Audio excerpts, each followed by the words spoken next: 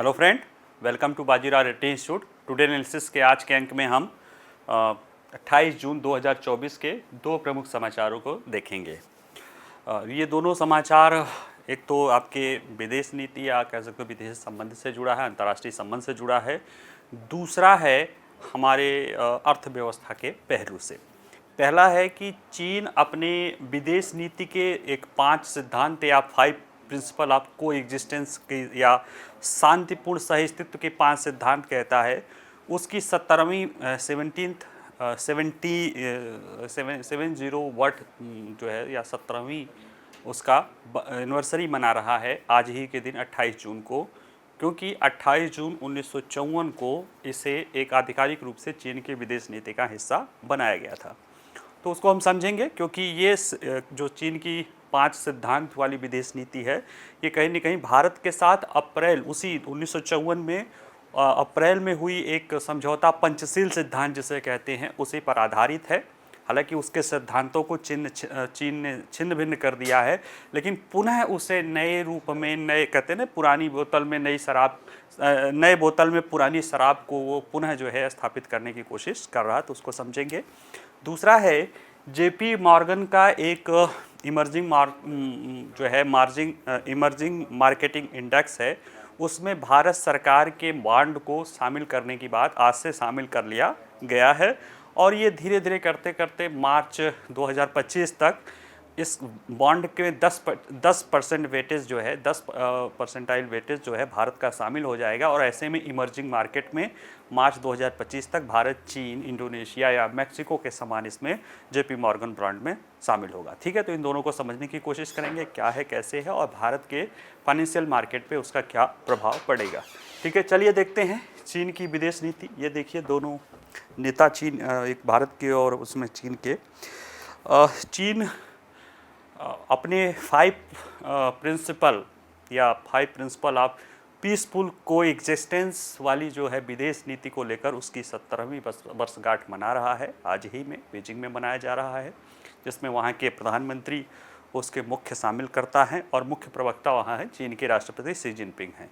ठीक है, तो कहीं न कहीं और चीन जो है, ये जो चीन की ये 5 प्रिंसिपल या 5 सिद्धांत विदेश नीति है, वो भारत के साथ एक जो पंचशील समझौता हुआ था उसी समझौते पर आधारित है। उसके कुछ बातें हैं। हालांकि चीन ने उस पंचशील समझौते के आड़ में भारत को इतना तगड़ा झटका दिया था कि संभवतः भारत के जो पहले प्रधानमंत्री हैं, कहा जाता है कि उस सदमे से वो उबर नहीं पाए, और वो उनका देहावसान हो गया था जवाहरलाल नेहरू का।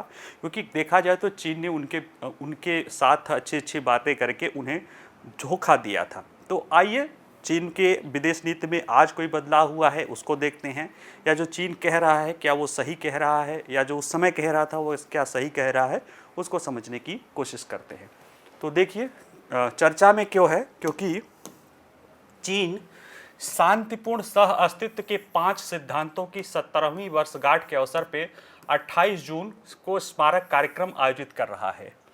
और यह एक चीन की विदेश नीति अवधारणा है जिसे पहली बार 1954 में, ये 28 जून 1954 कहते हैं, को भारत के साथ एक समझौते में व्यक्त किया गया था। और ये समझौता जो है, ये सिद्धांत जो है, चीन को आज भी इसे कह सकते हो गाइड कर रहा है, और चीन कहता है कि उसे गाइड कर रहा है। मैंने अभी चीन की भाषा बोल रहे हैं कि चीन कहता है उसे गाइड कर रहा है। और बीजिंग में, यानी जो चीन की राजधानी है, उसमें आयोजित होने वाले इस समारोह की अध्यक्षता वहाँ के प्रधानमंत्री ली क्यांग द्वारा की जाएगी। राष्ट्रपति शी जिनपिंग मुख्य भाषण देंगे इसमें, और इस कार्यक्रम को भविष्य उन्मुखी फोकस दिया गया है, यानी भविष्य के लिए क्या विदेश नीति हो। और वो क्या है, विषय अगर है कि शांतिपूर्ण सह अस्तित्व के 5 सिद्धांतों से लेकर मानव जाति के लिए एक साझा भविष्य वाले समुदाय का निर्माण करना। देखिए कितनी बढ़िया बढ़िया बातें कर रहा है कि शांतिपूर्ण सह अस्तित्व के 5 सिद्धांत से अब मानव जाति के लिए साझा भविष्य वाले कम्युनिटी का जो है निर्माण करने पर ये बल दे रहा है। ऐसी सी मीठी मीठी बातें ये की जा रही है, इनके द्वारा कही जा रही है, आज की जाएगी। ठीक है, इस नीति है जो 1954 में चीन द्वारा प्रस्तावित 5 सिद्धांत क्या था, तो चीन जिसे 5 सिद्धांत कहता है उसे भारत के पंचशील के नाम से जाना जाता है। हालांकि पंचशील बौद्ध धर्म से था, 5 आचरण थे, 5 बेहतर आचरण थे। तो उसी भारत के पंचशील के नाम से जाना जाता है, जो प्रधानमंत्री जवाहरलाल नेहरू के विश्व या राष्ट्रों और पड़ोसियों के बीच संबंधों के दृष्टिकोण का एक प्रमुख पहलू था। भारत को कई दशकों के राष्ट्रीय संघर्ष, क्या कई दशकों मतलब आप समझ लीजिए लगभग 1858 से मान लिया जाए 1947 तक, तो आप एक तरह से मान सकते हैं कि लगभग 90 साल के बाद जो है भारत को कहीं न कहीं आज़ादी मिलती है। और उसके 2 साल बाद यानी 1949 में चीन ने भी अपने गृह युद्ध के बाद माओ के नेतृत्व में चीन ने भी वहाँ पे कम्युनिस्ट पार्टी के नेतृत्व में वहाँ पे पीपुल डेमोक्रेटिक ऑफ चाइना जो है उसको स्थापित कर देता है। और एक तरह से जो आज की चीन की अवधारणा है वो 49 में आई थी, और जो डेमोक्रेटिक रिपब्लिक ऑफ चाइना था वो लोग वहाँ से बाहर हट के जो है कहीं न कहीं जाके ताइवान में सब जो लिए थे, और ताइवान आज भी एक तरह से अपने को डेमोक्रेटिक रिपब्लिक ऑफ चाइना के रूप में मानता देता है। तो ये इस परिदृश्य था। भारत आज़ाद हुआ था 47 में, चीन 49 में हुआ था। तो नेहरू जी चाहते थे कि एशिया के दो शक्ति, ये दोनों जो शक्तियां हैं, इनके बीच में आपस में संबंध रहे। और शुरुआत में ऐसा देखा गया कि चीन भी ऐसा करने का इच्छुक था। हालांकि कुछ लोग कहते हैं कि नेहरू जी चीन की सोच को नहीं समझ पाए, माओ के सोच को नहीं समझ पाए, हो भी सकता है कि न समझ पाए, लेकिन कहीं न कहीं नेहरू की विचारधारा समाजवादी थी, वो सोशलिस्ट डेमोक्रेटिक थे।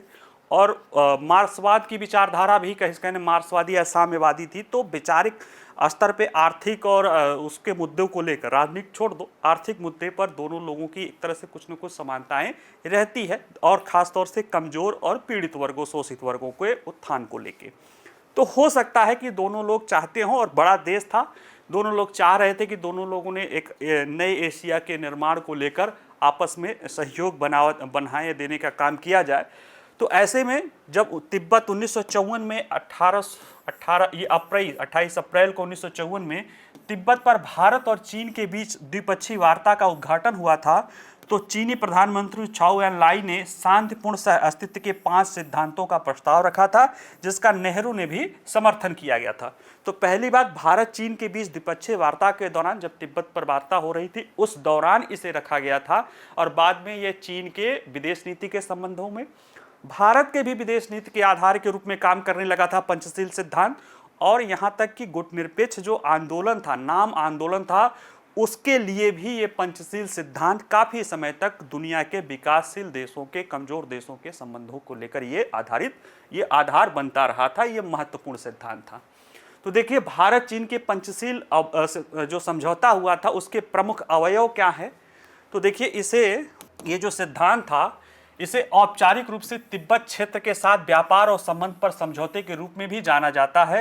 यह 29 अप्रैल 1954 को चीन में भारतीय राजदूत एन राघवन और चीन के विदेश मंत्री छंग हानफू द्वारा हस्ताक्षरित किए गए थे। बाद में इसे नेहरू और उनके द्वारा भी किया गया था। इसमें पंचशील सिद्धांत की प्रस्तावना में 5 मार्गदर्शक सिद्धांत हैं, जो दोनों देशों के संबंधों को आगे बढ़ाते हैं। जैसे एक दूसरे की क्षेत्रीय अखंडता और संप्रभुता, यानी सॉवरेनिटी एंड टेरिटोरियल इंटीग्रिटी, जो दोनों के, जैसे जिस देशों के साथ हमारा संबंध था पंचशील सिद्धांत भारत चीन के संबंध में, लेकिन जिन भी देशों के साथ जब ये व्यापक स्तर पे हो गया, तो जिन देशों के साथ संबंध था उसमें यह था कि उसके क्षेत्रीय अखंडता और संप्रभुता के लिए पारस्परिक सम्मान होना चाहिए, पारस्परिक रूप से अनाक्रमण करना चाहिए, यानी एक दूसरे पर आक्रमण नहीं करना है, पारस्परिक अहस्तक्षेप होना चाहिए, एक दूसरे में इंटरफियर नहीं करना है, एक दूसरे के आंतरिक मामलों में इंटरफियर नहीं करना है, समानता और पारस्परिक लाभ पे काम करना है, और साथ ही शांतिपूर्ण सह अस्तित्व, यानी शांतिपूर्ण तरीके से आपस में मिलके आगे बढ़ने की बात की जाती है। तो ये कुछ 5 प्रमुख सिद्धांत हैं जो पंचशील सिद्धांत के रूप में दोनों देशों, भारत और नेहरू के पंचशील सिद्धांत है, ये चीन के 5 पॉइंट्स प्रिंसिपल के साथ ही दोनों आगे बढ़े। बाद में दोनों देशों ने अपने अपने सिद्धांतों को लेकर लिया है। उसकी 17वीं वर्षगांठ जो है चीन मना रहा है।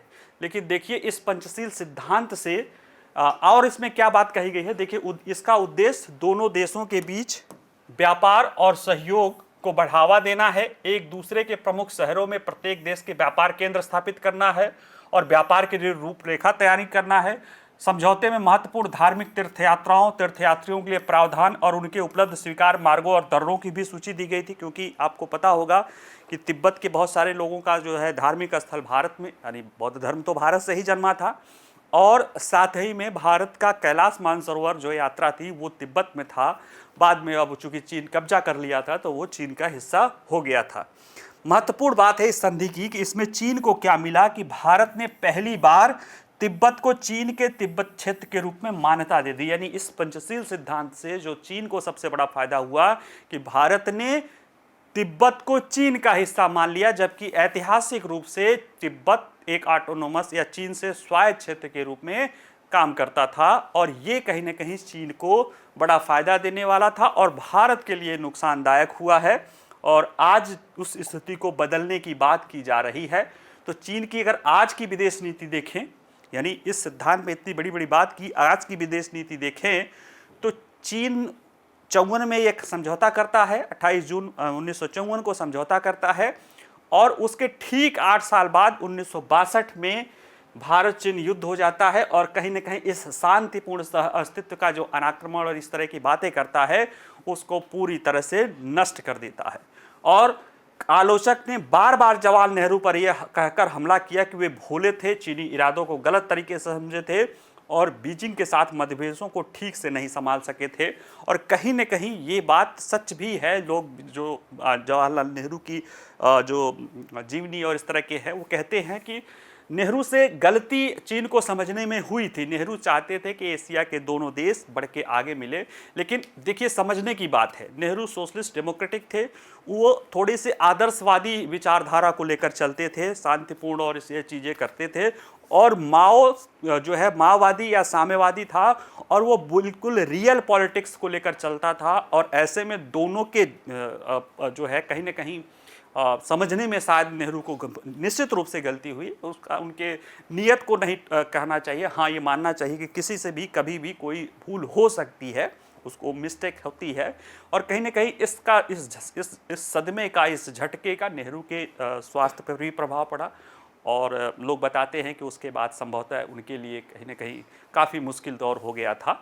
तो ये उसके बाद चला था। और आज भी देखा जाए तो आज की क्या स्थिति है, तो पिछले 3 दशकों में, यानी 80 के बाद से दशक से लेके जो है 80-90 के बाद के दशक से लेके चीन का जिस तरह से राइज हुआ है आर्थिक दृष्टि से, आज वो दुनिया की दूसरी सबसे बड़ी ताकत है।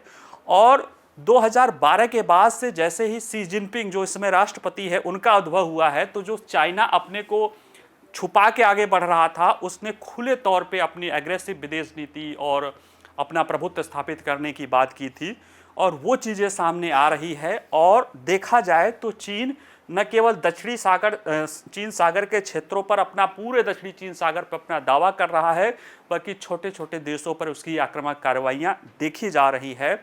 ये वहाँ तो देखा जा ही रहा है। चीन का संयुक्त राज्य अमेरिका के साथ जो है कहीं ना कहीं एक नए तरह का शीत युद्ध शुरू हो गया है, और उसने विश्व भर में विभिन्न अमेरिकी प्रभुत्व के व्यापारिक और अन्य चीज़ों पर एक दूसरे के साथ टकराव देखा गया है। भारत के संदर्भ में जहाँ तक देखा जाए तो आप 20 के बाद, गलवान घाटी के संघर्ष के बाद, जिसमें हमारे करीब 20 से अधिक हमारे जवान शहीद हुए थे, उनके भी शहीद हुए थे। हालांकि ये जो हमला हुआ था, ये संघर्ष हुआ था, ये लाठी डंडे से हुआ था। लेकिन सोचिए, एक तरफ दुनिया कोरोना की मार झेल रही है, उसी दौरान जो है चीन द्वारा भारत में घुसपैठ करने की कोशिश की गई थी। हालांकि उस संघर्ष के बाद से लेकर आज तक स्थिति तनावपूर्ण है, और लाइन ऑफ एक्चुअल कंट्रोल में जो चीन और भारत सीमा रेखा एक तरह से कह रहे हैं एक्चुअल कंट्रोल है, उसके दोनों तरफ दोनों सेनाएं आपस में बराबरी मात्रा में डटी पड़ी हैं।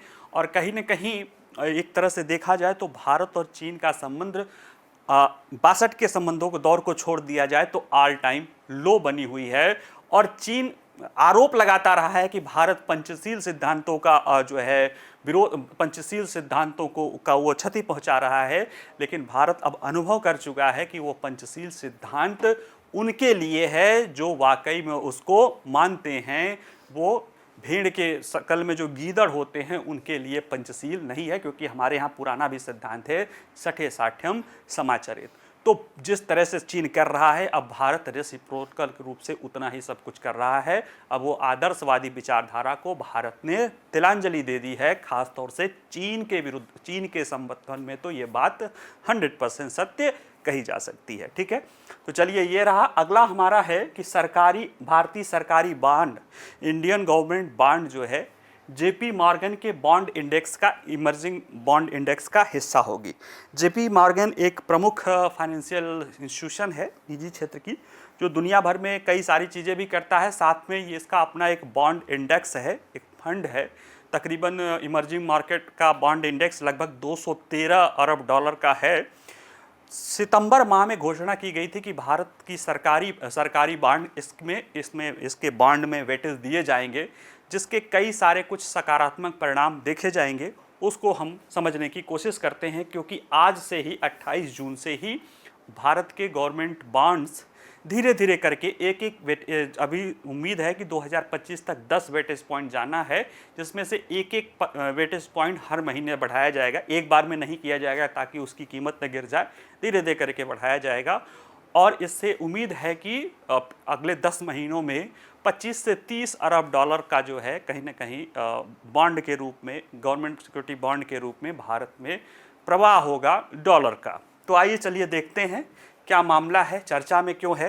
तो देखिए 28 जून से आधिकारिक तौर पर जेपी मॉर्गन के सरकारी bond index emerging market, government bond index emerging market का हिस्सा बन गया है भारत का सरकारी बॉन्ड।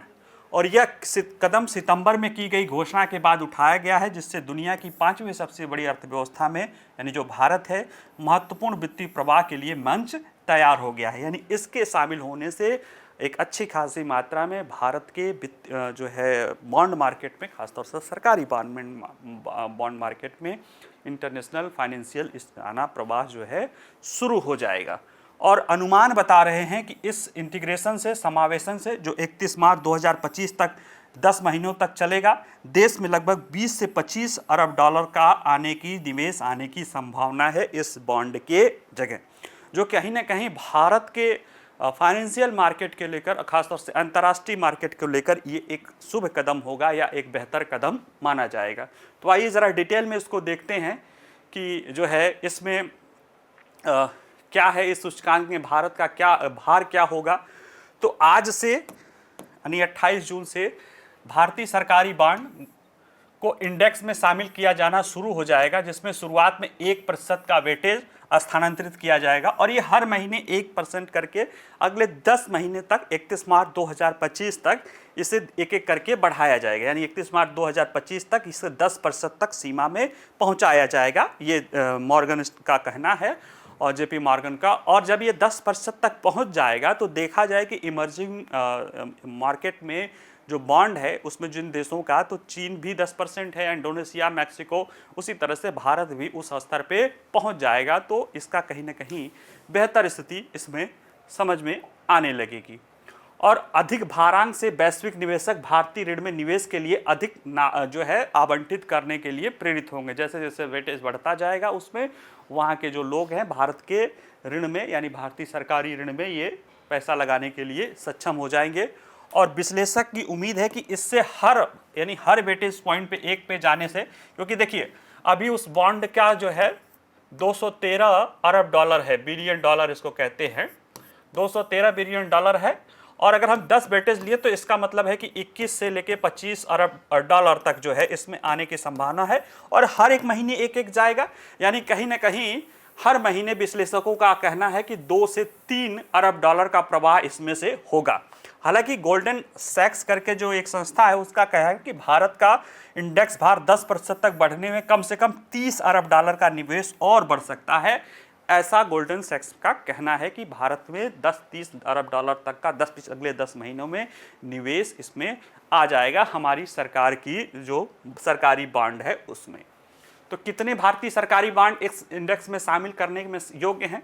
तो जेपी मॉर्गन के जो उसने रखा है, कंडीशंस रखा है, उसके अनुसार ऐसे बॉन्ड जो पूर्ण रूप से सुलभ मार्ग FAR है, यानी उसमें सरकार या कह सकते हो RBI द्वारा कन्वर्जन की ज़रूरत नहीं है। और ये एनआरआई के लिए 2020 में आरबीआई ने भारत सरकार से समझौता करके ऐसे एक बॉन्ड लाया था।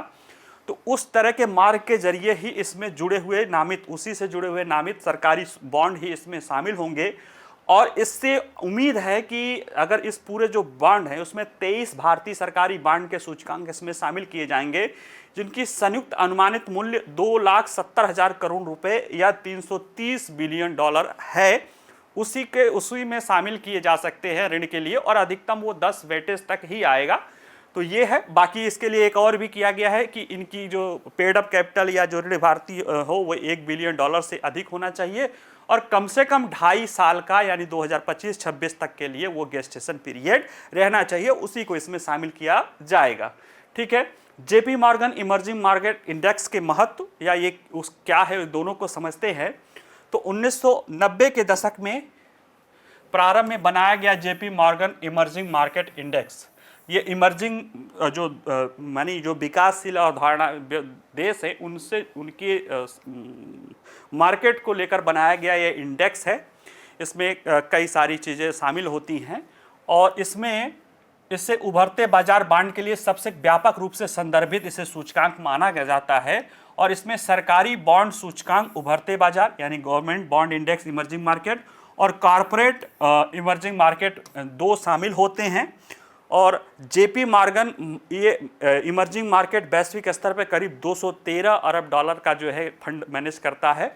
तो ऐसे में इसका हिस्सा बनेगा अगर भारत की सरकारी बॉन्ड इसका हिस्सा बनते हैं और 10 वेटेज पॉइंट तक जाते हैं तो उम्मीद है कि 20 से 30 अरब डॉलर का अगले 10 सालों में हम अगले 10 महीनों में 31 मार्च 2025 तक हमारे यहाँ एक्स्ट्रा जो है कह सकते हो कि देखिए 31 मार्च 2025 तक भारत का 10% भार वेटेज आने पर 21 अरब डॉलर या लगभग 1.7 ट्रिलियन रुपए के निवेश को आकर्षित करने की उम्मीद है। क्योंकि ये है कि धीरे धीरे हम निवेश कर रहे हैं तो इसलिए भारतीय जो बॉन्ड में कोई जो है बहुत ज़्यादा भार नहीं था, तो अब धीरे धीरे ही कर रहे हैं तो इसलिए उम्मीद की जा सकती है कि 21 अरब डॉलर तक आएगा। और इसके बाद यानी अब जेपी मॉर्गन में चला जाएगा। इसी तरह के और भी बॉन्ड हैं जैसे ब्लूमबर्ग है, एफटीआई जैसे अन्य ईएम सूचकांक इमर्जिंग मार्केट सूचकांक हैं, उसमें भी भारत को इसमें शामिल करने पर विचार कर सकते हैं, जिससे अर्थव्यवस्था में अतिरिक्त निवेश प्रभाव की संभावना बढ़ सकती है। जैसे अभी सरकार को कोई पैसा चाहिए, कोई निवेश चाहिए तो सरकार भी चाहिए होता है और इमर्जिंग जो है हमारे कॉर्पोरेट्स को भी चाहिए होता है, तो वो यहाँ से भी लेते हैं, घरेलू सेक्टर से भी ऋण लेते हैं। लेकिन जब बॉन्ड्स में ये हमारा securities government securities bond in प्रमुख बॉन्डों में शामिल हो जाएगी। देखिए आप जैसे म्यूचुअल फंड होती है, इस तरह की चीज़ें होती है, तो वैसे ही एक इंडेक्स है जैसे हमारे, तो ये इंडेक्स बॉन्ड है। इसमें कि भारत के गवर्नमेंट सिक्योरिटीज़ को 10% वेटेज जाएगा। तो कहीं ना कहीं एक इस बॉन्ड से जुड़ने के कारण भारत के जो गवर्नमेंट सिक्योरिटीज़ हैं उनकी जो आप कह सकते हो कि दुनिया के जो निवेशक हैं उनमें उनका महत्व बढ़ जाएगा, जिससे वो कहीं ना कहीं आसानी से करने लगेंगे। और इसी तरह से ब्लूमबर्ग और एफटीएसई भी इसी तरह के और भी बॉन्ड इसमें जुड़ेंगे।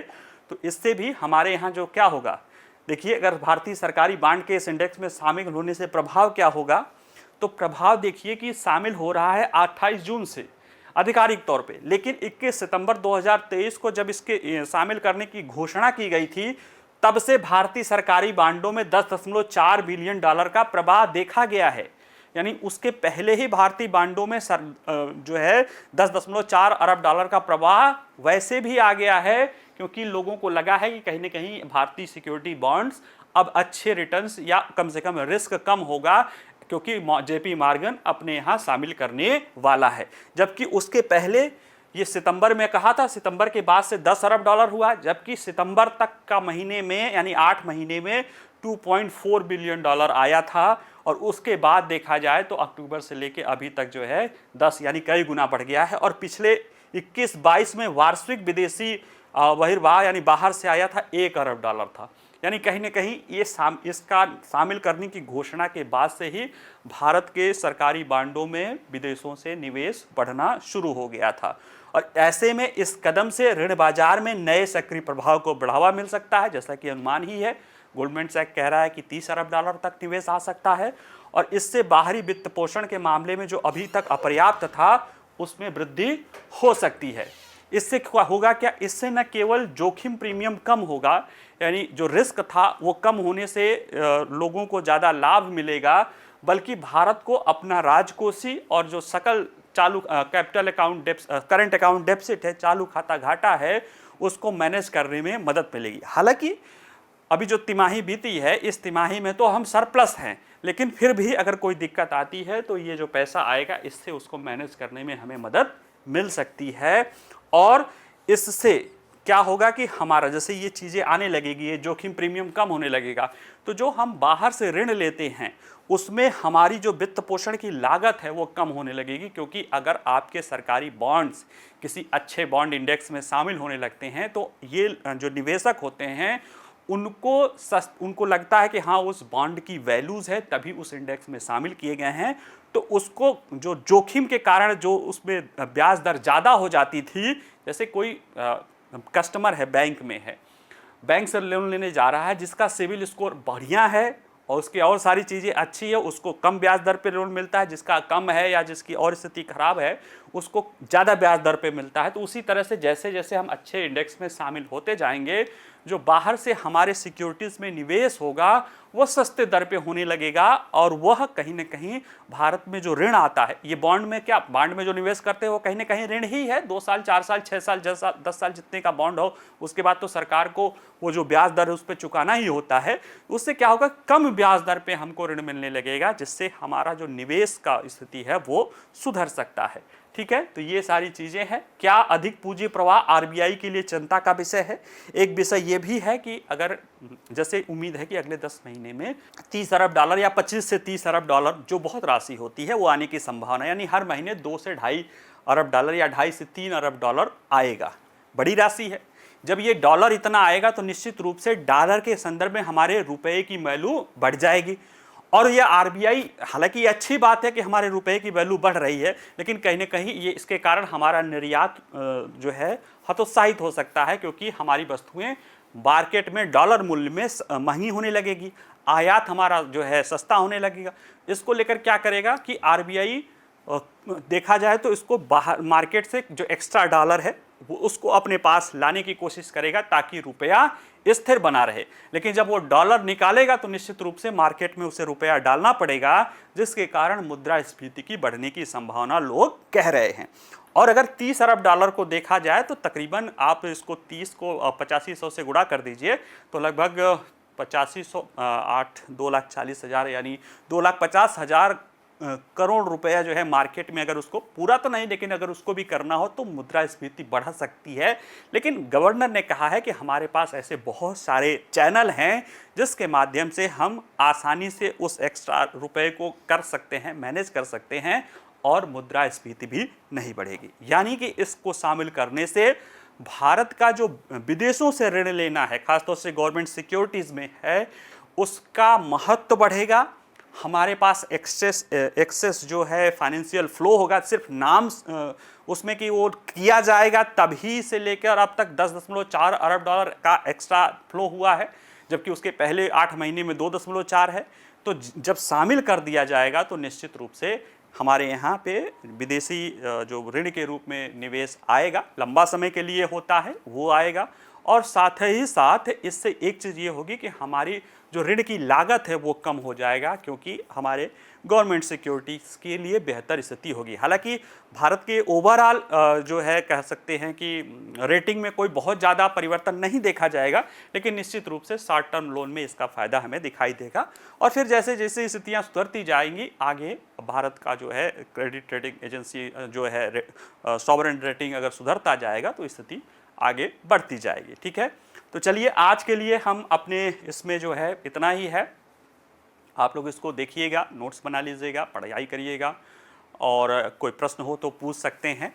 बाकी पढ़ते रहिएगा और एंजॉय करते रहिएगा। ठीक है, चलिए नमस्कार, धन्यवाद।